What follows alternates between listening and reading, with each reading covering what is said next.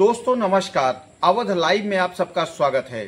दोस्तों, प्रधानमंत्री नरेंद्र मोदी ने नवरात्रि के पावन पर्व पर किसानों को किसान सम्मान निधि की 18वीं किस्त जारी करके सीधे किसानों के खाते में भेजा है, जिससे किसान सशक्त बन सके। आइए देखें प्रधानमंत्री ने अपने संबोधन में और क्या कहा। नवरात्रि के इस पावन पवित्र समय में मुझे अभी पीएम किसान सम्मान निधि की 18वीं किस्त जारी करने का अवसर मिला है। देश के 9.5 करोड़ किसानों के खातों में आज 20,000 करोड़ रुपए ट्रांसफर किए गए हैं। महाराष्ट्र की डबल इंजन की सरकार तो यहां के किसानों को डबल फायदा पहुंचा रही है। नमो शेतकारी महासम्मान योजना के तहत महाराष्ट्र के 90 लाख से ज्यादा किसानों को करीब 1900 करोड़ रुपए दिए गए हैं। आज कृषि, पशुपालन और किसान उत्पाद संघ एफपीओ से जुड़े सैकड़ों करोड़ रुपए के प्रोजेक्ट भी जनता को समर्पित किए गए हैं। पोहरा देवी के आशीर्वाद से मुझे अभी लाड़की बहन योजना की लाभार्थियों को मदद देने का भी सौभाग्य मिला है। ये योजना नारी शक्ति का सामर्थ्य बढ़ा रही है। मैं महाराष्ट्र के भाई बहनों को, देश के सभी किसान भाई बहनों को हार्दिक बधाई देता हूं। साथियों, आज यहां आने से पहले मुझे पोहरा देवी में बंजारा विरासत संग्रहालय के लोकार्पण का भी सौभाग्य मिला है।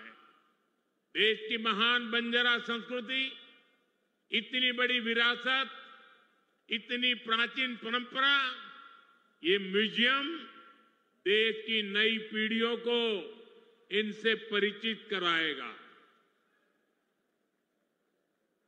और मैं आप सबसे आग्रह करता हूं, ये जो मंच पर बैठे हैं उनको भी आग्रह करता हूं कि आज जाने से पहले ये बंजारा विरासत संग्रहालय देख करके ही जाना।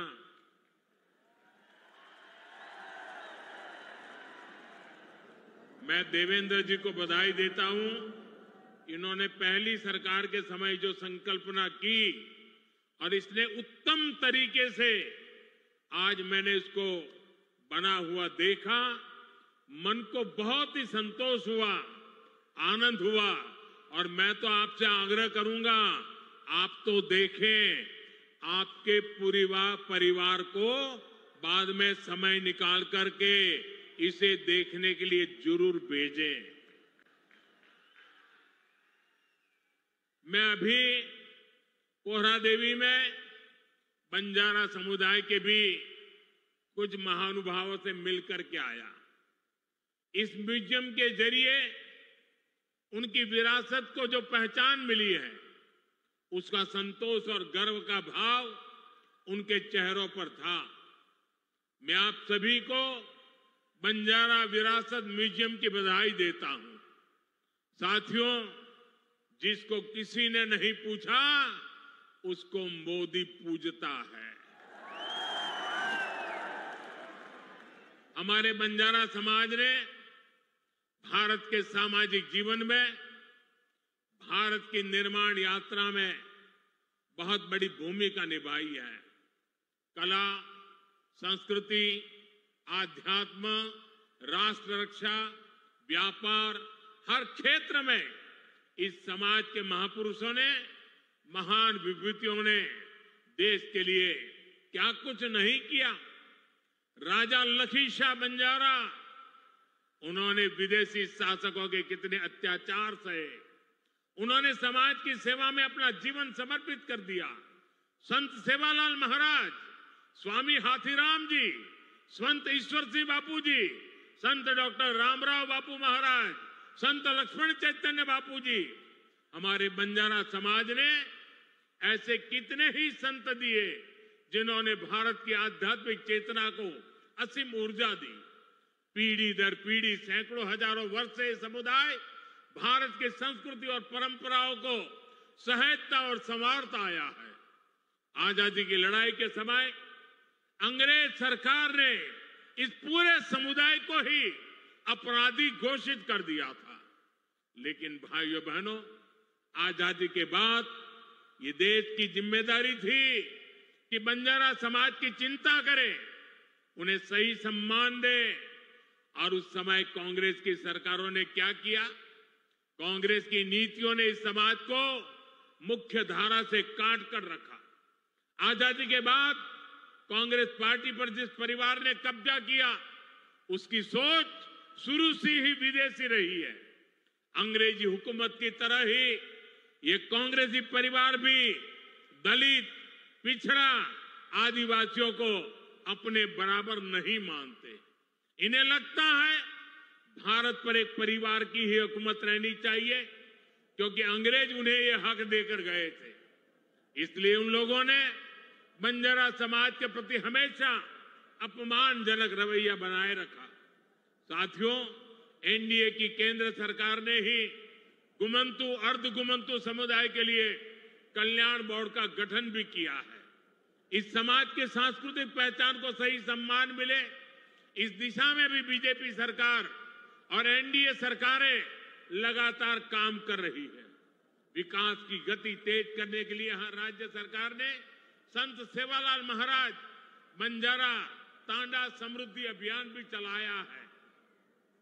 साथियों, हमारे इन प्रयासों के बीच आपको ये भी याद रखना है कि कांग्रेस और महाआघाड़ी का आपके प्रति क्या रवैया रहा है। जब फडणवीस जी मुख्यमंत्री थे, तब पहरा देवी तीर्थ क्षेत्र के विकास की योजना बनी थी, लेकिन बीच में महाआघाड़ी की सरकार आई और उन्होंने इस काम पर ब्रेक लगा दिया। पोहरा देवी तीर्थ क्षेत्र का विकास तब आगे बढ़ा जब महायुति शिंदे जी के नेतृत्व में फिर से यहां सरकार बनी। आज इस योजना पर 700 करोड़ रुपए खर्च किए जा रहे हैं। इस तीर्थ स्थल के विकास से भक्तों को आसानी होगी और आसपास के क्षेत्रों में विकास भी तेज होगा। भाइयों और बहनों, बीजेपी अपनी नीतियों से वंचित समाज को आगे बढ़ाना चाहती है, जबकि कांग्रेस सिर्फ लूटना जानती है। कांग्रेस गरीब को गरीब बनाकर रखना चाहती है। कमजोर और गरीब भारत कांग्रेस को, उसकी राजनीति को बहुत सूट करता है। इसलिए आप सभी को कांग्रेस से बहुत सावधान रहना है। आज कांग्रेस को पूरी तरह से अर्बन नक्सल का गिरोह चला रहा है। कांग्रेस को लगता है कि अगर सब एक हो गए तो देश को बांटने का उनका एजेंडा फेल हो जाएगा। इसलिए हमें आपस में लड़वाना चाहते हैं। पूरा देश देख रहा है कांग्रेस के खतरनाक एजेंडों को। विकास सपोर्ट, किसका सपोर्ट मिल रहा है? जो लोग भारत को आगे बढ़ने से रोकना चाहते हैं, वो इन दिनों कांग्रेस के सबसे करीबी दोस्त हैं। इसलिए समय एक होने का है। हमारी एकता ही देश को बचाएगी। भाइयों और बहनों, मैं महाराष्ट्र के लोगों को कांग्रेस की एक और करतूत बताना चाहता हूं।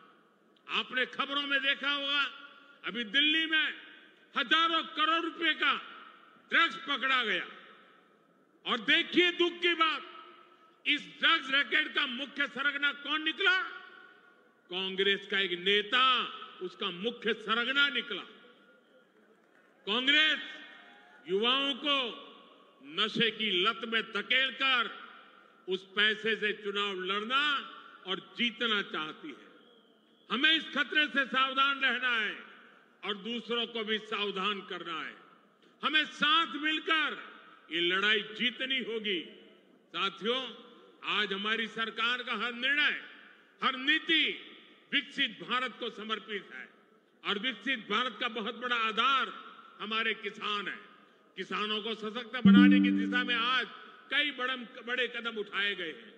आज 9,200 किसान उत्पाद संघ एफपीओ देश को समर्पित किए गए हैं। अभी कृषि के लिए कई इंफ्रास्ट्रक्चर प्रोजेक्ट का भी लोकार्पण हुआ है। इनसे कृषि उत्पादों के स्टोरेज, प्रोसेसिंग और प्रबंधन की क्षमता बढ़ेगी।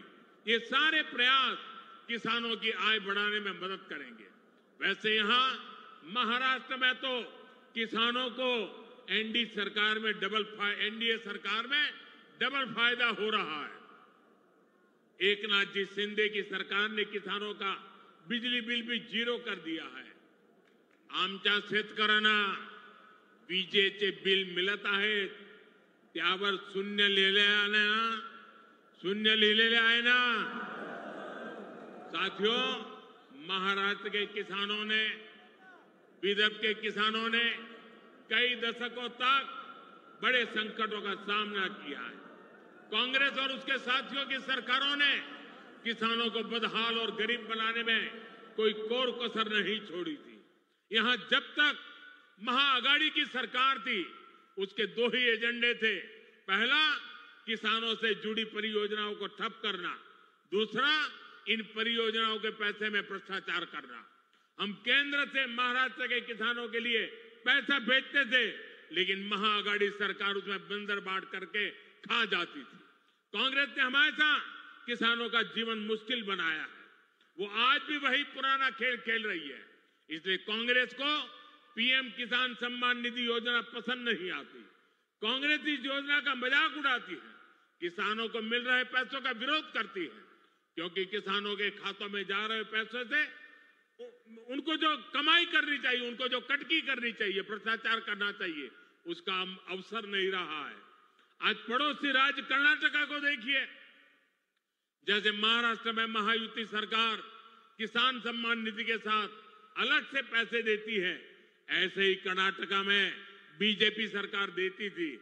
यहाँ कर्नाटका के मेरे कई बंजारिया परिवार यहाँ आए हुए हैं. लेकिन जैसे ही कर्नाटका में कांग्रेस की सरकार आई, उन्होंने वो पैसा देना बंद कर दिया. वहां की कई सिंचाई परियोजनाओं से राज्य सरकार ने मुंह फेर लिया. कर्नाटका में कांग्रेस ने बीज की कीमतें भी बढ़ा दी. हर चुनाव से पहले कर्ज माफी का झूठा वादा कांग्रेस का पसंदीदा हथकंडा है. तेलंगाना में ये लोग कर्ज माफी का वादा करके सत्ता में आए, लेकिन सरकार बनने के बाद इतना समय गुजर गया, अब किसान कुछ पूछ रहे हैं कि उनका कर्ज माफ क्यों नहीं हुआ.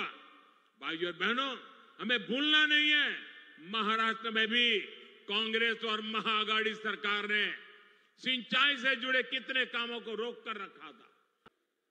आज पूरे देश के किसान इस कार्यक्रम से जुड़े हैं, क्योंकि प्रधानमंत्री जी के हाथों फिर किसानों के खाते में किसान सम्मान निधि के 20,000 करोड़ रुपया से ज्यादा जाने वाले हैं. आज पूरा देश सुन रहा है. मेरे प्रिय बहनों और भाइयों, एक सरकार तब थी, खटाखट वाली पार्टी की सरकार, जो कहती थी उसके मुखिया कि 1 रुपया भेजता हूं तो 15 पैसे पहुंचते हैं, लेकिन मोदी जी ने कहा था न खाऊंगा न खाने दूंगा.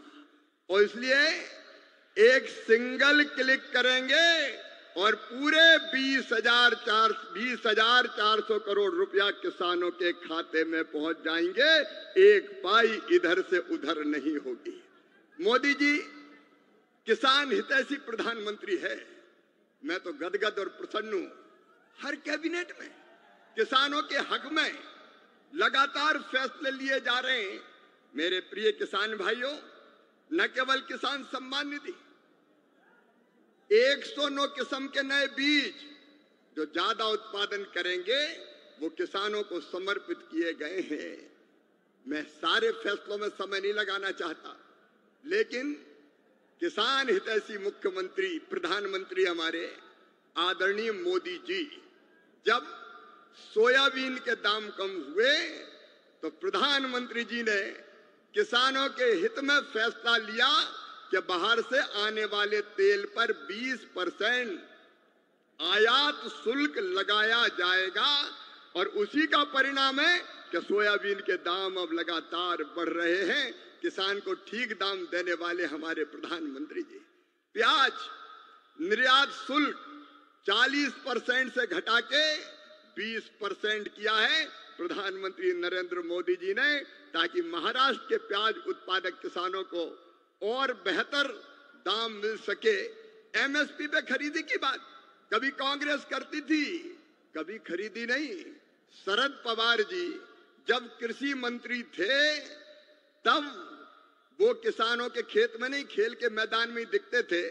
और कांग्रेस ने शरद पवार जी ने एमएसपी पर 50% मुनाफा देने की सिफारिश स्वामीनाथन आयोग की लागू करने से मना कर दिया था। लेकिन किसान भाइयों और बहनों, ये प्रधानमंत्री आदरणीय नरेंद्र मोदी जी हैं जिन्होंने कहा लागत पर 50% मुनाफा देकर समर्थन मूल्य घोषित किया जाएगा, और ये कर रहे हैं। कांग्रेस तो खरीदती नहीं थी, मैं आंकड़ों में नहीं जा रहा, लेकिन सोयाबीन के दाम कम हुए और यहां की सरकार ने कहा कि केंद्र सरकार सोयाबीन की मिनिमम सपोर्ट प्राइस पर खरीदी करे, तो प्रधानमंत्री जी ने उसकी भी स्वीकृति दी है। किसानों के हित में सदैव चिंतन करने वाले ऐसे प्रधानमंत्री जी का आज मैं हृदय से अभिनंदन करना चाहता हूं। मैं एक फैसला और आपको केवल बताना चाहता हूं, किसानों को यूरिया की 35 किलोग्राम की बोरी तो कितनी सब्सिडी भी देते हैं प्रधानमंत्री जी? 2100 रुपया 266 रुपया में देते हैं, जबकि कीमत है 2366 रुपया। डीएपी के 50 किलोग्राम के पैक पर सरकार सब्सिडी देती है प्रधानमंत्री जी 1083 रुपया, तब 1350 रुपया में आपको बोरी मिलती है। बीच में जब थोड़े दाम बढ़े, समय ज्यादा लगने के कारण डीएपी आने में, तो 2625 करोड़ रुपया तुरंत कैबिनेट से स्वीकृत करने का काम किया। ऐसे किसान हितैषी प्रधानमंत्री श्रीमान नरेंद्र मोदी जी का मैं हृदय से स्वागत करता हूं, अभिनंदन करता हूं, और एक बार आप भी दोनों हाथ ऊपर उठा के ताली बजा के उनका स्वागत कीजिए, उनका अभिनंदन कीजिए, और किसान के हित में निर्णय लेने वाली महायुति सरकार का भी मैं हृदय से अभिनंदन करता हूं। मेरे साथ बोलिए, भारत माता की